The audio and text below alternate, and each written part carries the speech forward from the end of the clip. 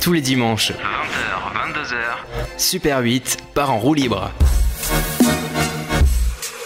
Bibi Tanga d'ailleurs est parmi nous ce soir, notre invité spécial. Il part en roue libre avec nous ce soir. Bibi Tanga. Nicolas, je te Mesdames laisse et entre messieurs, tes mains. le grand Bibi Tanga.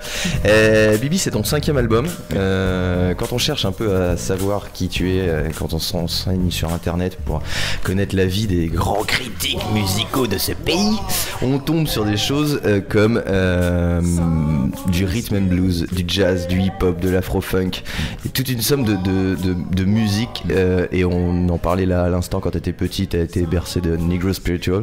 La musique qu'on vient d'écouter, qui est un morceau donc, qui est une reprise mais qui fait partie de l'album que tu sors, c'est pareil, c'est très empreinte culture noire américaine. Qu'est-ce que tu revendiques et qu'est-ce que tu préfères laisser de côté dans cette somme rhythm and blues, jazz, hip-hop, afro-funk? Je vais pas mettre, enfin je revendique pas spécialement un truc plus qu'un autre. Je suis vraiment un adorateur de la musique. Tout ce qui m'importe, c'est qu'il y ait du groove dedans. Souvent quand on dit groove, on pense que funk, mais il y a du groove dans tout genre de musique. On peut appeler ça du swing, on peut appeler ça une parfaite interprétation, on peut appeler ça... En fait, tant que le tempo est vraiment... on dit souvent, enfin je sais pas si on la prête à la bonne personne cette phrase, on dit que Mozart aurait dit que le plus important dans la musique c'est le tempo. Donc moi ce que j'aime c'est quand il y a du tempo et surtout quand les exécutants respectent le tempo. Negro Spiritual c'est vachement... il y a quand même de ça quoi. Quand tu entends les chants Negro Spiritual, tu sens quand même qu'il y a une espèce d'amour du rythme et bien sûr de l'âme aussi, parce que ça aborde des sujets quand même qui abordaient des sujets de la vie quotidienne assez difficiles des descendants d'esclaves. Donc oui, non, il n'y a pas une chose que je laisse de côté. Il n'y a vraiment pas une chose que je laisse de côté. Donc tu revendiques que ça rhythm and blues, jazz, hip-hop et afro-funk. Donc on s'est pas trompé. Non. Sur ce nouvel album, t'es tout seul. Avant, t'étais avec les Sélénites. Alors je me suis renseigné parce que je savais pas ce que c'était que les Sélénites. Vous savez ce que c'est, les gars, les Sélénites? Du tout. Les Non, habitants de tu la vas nous Lune. le dire, ouais. Ignorant. Alors, De la face cachée de la Lune, c'est ça? les habitants de la Lune. Exactement, oui, pas mal. De la face cachée de la Lune, ouais. Alors je me suis dit, bienvenue Tanga et les habitants de la Lune. C'est un peu sexuel quand même comme nom de groupe, non? À cause de Tanga. Ouais, et puis de la Lune aussi. Ouais, de la Lune. Ouais, c'est beau, j'avais jamais vu ça sous cet angle-là. Pourquoi tu t'es retrouvé tout seul alors sur cet album? Parce que j'avais au départ déjà mon premier album, j'avais commencé tout seul. Après donc ça a été une longue parenthèse agréable. Tout de suite après il y a eu le Professeur Inlassable, on a sorti un album ensemble, lui Tanga le Professeur Inlassable, que je salue au passage. Ensuite on a eu besoin de monter un groupe autour de nous qui s'appelle les Sélénites. Donc on a fait 2 albums ensemble.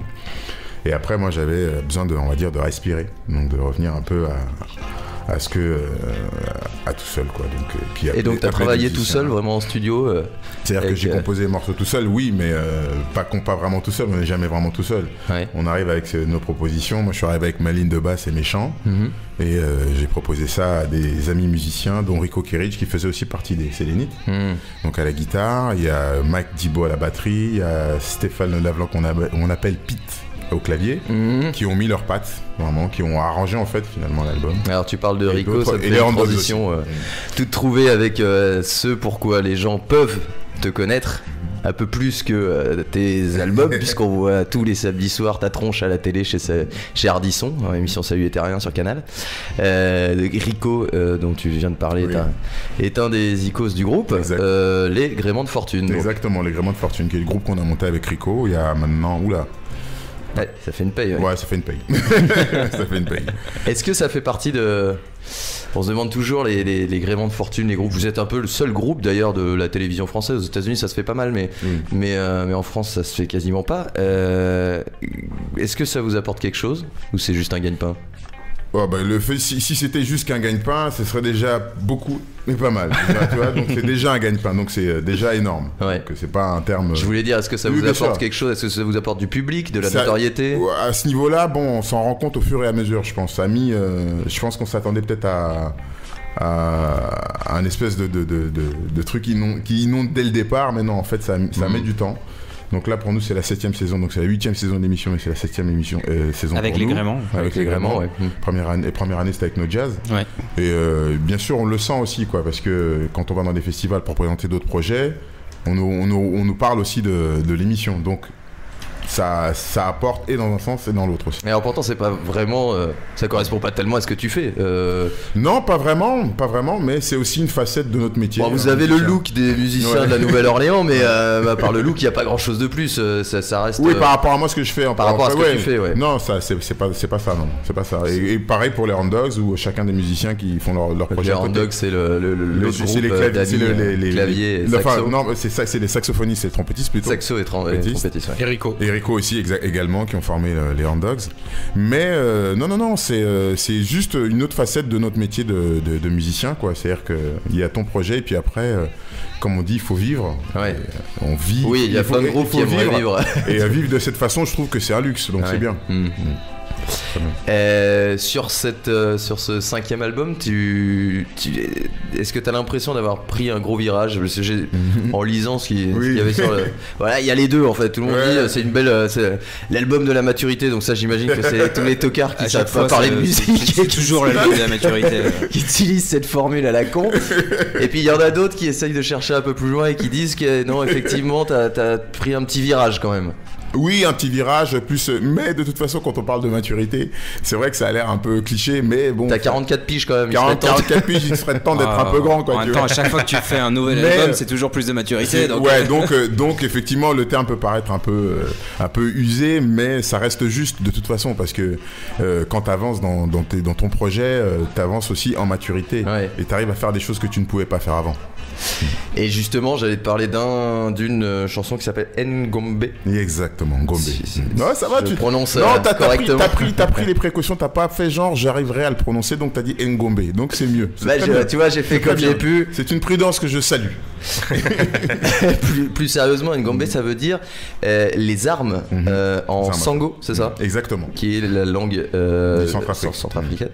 C'est une chanson dans laquelle tu fais résonner un peu l'ambiance qu'il y a en ce moment en Centrafrique. On en parlera un peu plus après un petit morceau de musique, mais cette chanson c'est le clou de l'album, c'est la chanson phare, ou alors c'est la presse qui l'a pris comme ça. C'est la presse qui l'a pris comme ça, mais tant mieux, parce que de toute façon j'avais besoin de parler aussi de ce que je ressentais quand j'appelais ma famille, que j'appelle mon père, j'appelle mes parents pour savoir ce qui se passe là-bas.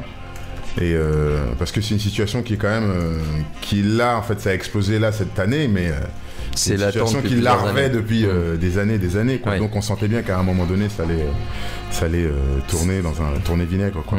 Donc c'est un peu cette angoisse là qui est traduite dans ce morceau là, Ngombe. C'est-à-dire le mal que font les armes en Afrique. Et alors qu'est-ce que tu dis dans cette chanson? Je dis que le Ngombe là, c'est prenez les armes ou c'est lâcher les armes. Non, c'est Ngombe là que Munazoyanga. Dans ma langue ça veut dire que l'arme à feu c'est ce qui te rend si arrogant. Hein. Mais il faut savoir que l'arme à feu c'est pas ce qui va faire de toi un homme. Tu vois, donc l'arme à feu, l'arme en général, ça rend arrogant, ça te donne le droit à la parole, ça te donne raison. Comme quand on dit les hommes de 100 kilos quand ils parlent, les hommes de 60 les écoutent. Mais c'est pas une raison. Donc tu vois, il faut vraiment que nous on prenne notre destin en main. Donc il faut arrêter de se laisser diriger. Donc je m'adresse aussi à mes frères et sœurs du pays en leur disant qu'ils ont aussi leur part de responsabilité dans ce qui arrive. Et qu'eux-mêmes, il faut qu'ils commencent à ouvrir les yeux et qu'ils cessent d'être aveuglés par la faim. Est-ce que la chanson passe sur les radios là-bas? Bien sûr, oui. Ouais. Passe, ça marche bien? Oui, ça passe.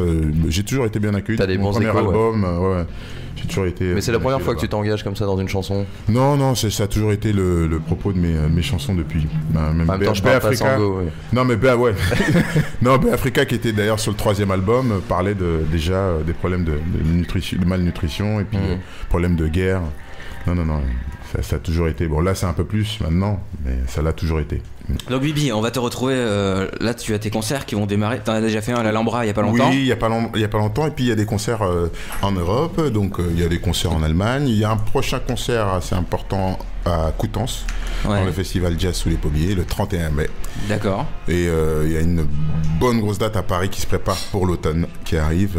Donc, ce sera annoncé d'ici quelques temps. D'accord. Et maintenant, tu es définitivement en solo ou tu vas aussi retrouver le professeur Inlassable. Ah, Le professeur, bien sûr. Sélénites, Non, les Sélénites, non, mais le professeur Inlassable, oui, on va se Sélénites, retrouver. c'est fini. Mais Sélénites, le professeur over. Inlassable, toujours. Oui. Et donc, toi, ta relation avec lui, enfin, ta relation professionnelle, musicale. Bien sûr. Musicale. On a dit on parle pas d'histoire de couple. Vous partagez les tâches comment quand vous faites un morceau? Qui c'est qui guide la danse? Qui passe l'aspirateur. Celui qui, non, moi quand je bosse avec le prof, en Ouais. général, donc j'arrive, c'est chez lui, il lance un son, il s'éclate, et puis moi je prends un... C'est le mec, en fait, c'est un DJ, c'est ça? Oh, je pense qu'il aimerait pas qu'on dise DJ. Non, c'est plus. C'est un platiniste, un poseur de décors sonores, donc... Un sorcier de studio. Un sorcier de studio, c'est-à-dire qu'il est là, il s'amuse avec la matière musicale, il lance des choses, il fait des trucs avec, et moi, dès que ça me parle avec la voix ou la basse, je pose quoi. Donc, c'est souvent, quand je bosse avec lui, c'est j'arrive chez le professeur quoi. Alors, C'est l'ambiance. pourquoi je le connais pas moi, mais pourquoi le professeur Inlassable, c'est Ah, c'est une longue histoire. Dommage qu'il soit pas là pour l'expliquer. En fait, il Eh était ben, tombé sur un. l'invitation est Il était lancée. tombé. Bah, l'invitation est lancée. Bah, je l'emmènerai. Tiens. Il était tombé, je crois, si je ne m'amuse, sur un vinyle qui enseignait des trucs techniques, en fait. Et ça s'appelait le professeur Inlassable. Et en fait, il s'est un peu accaparé D'accord. Il s'est identifié à l'objet. C'était un CD de formation en C'était pas un entreprise. CD, c'était un vinyle Ah oui. Et en fait, quand on, qui enseignait des trucs, mais liés au son, tu vois. D'accord. quand on Donc, écoute un son avec donc Bibi Tanga et le professeur Inlassable, c'est tous ces bruits bizarres qui font Ah une là, ambiance. des espèces une ambiance de entre les marmite qui morceaux. bout là, comme ça. Voilà. Il a tout. Et Ouais, qui non. se marie très très bien avec ta belle voix. Yes, tac, voilà. Bon, en tout cas, Bibi, merci beaucoup d'être venu avec nous ce soir. Merci. On va devoir te libérer parce que je crois que tu Bah, as des si vous obligations. me détachez, c'est bien, parce qu'en fait, les invités ils veulent pas venir ici, ils les forcent, ils les kidnappent. Préviens les gars, si vous rencontrez les mecs dans la rue, Fuyez, courez. fuyez quoi. D'autres avec des casquettes et certains avec des montres en bois. Faites gaffe. Merci les Ton gars. avocat va pas tarder. Merci, Ouais, ouais. Bibi. Merci beaucoup, Bibi, Merci. d'être venu.